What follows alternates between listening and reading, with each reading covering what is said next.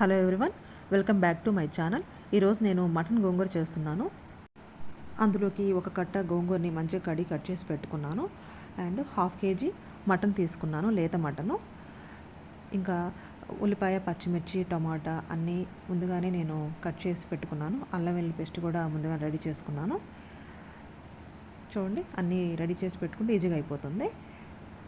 ఇప్పుడు process start చేద్దాము. ముందుగా ఒక కుక్కర్లో హాఫ్ కప్పు ఆయిల్ తీసుకున్నాను. ఆయిల్ బాగా వేడిన తర్వాత అందులో చెక్క, లవంగ, ఇలాచి వేసేయాలి. అవి ఫ్రై అయిన తర్వాత మనం కట్ చేసి పెట్టుకున్న ఉల్లిపాయలు, పచ్చిమిర్చి వేసేసి మంచిగా ఫ్రై చేయాలి ఆయిల్లో.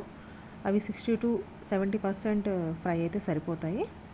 చూడండి, చక్కగా ఫ్రై అవుతున్నాయి. ఇప్పుడు ఫ్రై అయిన తర్వాత మనం తీసుకున్న హాఫ్ కేజీ మటన్ని ఇందులో వేసేయాలి. అందులోకి ఒక చిటికెడు పసుపు అండ్ ఒక టేబుల్ స్పూన్ సాల్ట్ వేసేసి మంచిగా ముక్కలకి పట్టించాలి. ఒక టేబుల్ స్పూన్ సాల్ట్ సరిపోతుంది. ఇప్పుడు చూడండి, మంచిగా ఆయిల్లో మటన్ని మంచిగా 2-3 మినిట్స్ వరకు ఫ్రై చేయాలి. ఫ్రై చేసిన తర్వాత కుక్కర్ మూత పెట్టేసి ఒక 3-4 విజిల్స్ రానివ్వాలి. 3-4 విజిల్స్ సరిపోతాయి. మన లేత మటనే కాబట్టి త్వరగా ఉడుకుతుంది. చూడండి, విజిల్స్ కూడా వచ్చేసాయి. ఇప్పుడు ఈ కుక్కర్ని ప్రెజర్ పోయేంత వరకు పక్కన పెట్టేసేయండి. తర్వాత ఒక బాండీలో 5 to 6 టేబుల్ స్పూన్ ఆయిల్ పోసుకున్న తర్వాత ఫ్రెష్గా కట్ చేసి పెట్టుకున్న గోంగూరని అందులో వేసేయండి. ఒక కట్ట తీసుకున్నాము, మొత్తం వేసేద్దాం. వేసిన తర్వాత అందులో ఆ గోంగూరని ఆయిల్లో మంచిగా ఫ్రై చేద్దాము. ఆకులు ఏమీ కనిపించకుండా మంచిగా మెత్తటి పేస్ట్ లాగా అయ్యేంత వరకు ఫ్రై చేయాలి. చూడండి, ఆకు ఫ్రై అవుతుంది. ఇంకొంచెం ఆకుగా ఒక 1 minute ఫ్రై చేసి సరిపోతుంది. చూడండి, అయిపోయింది. ఇలా ఈ స్టేజ్ ఉంటే సరిపోతుంది పేస్ట్.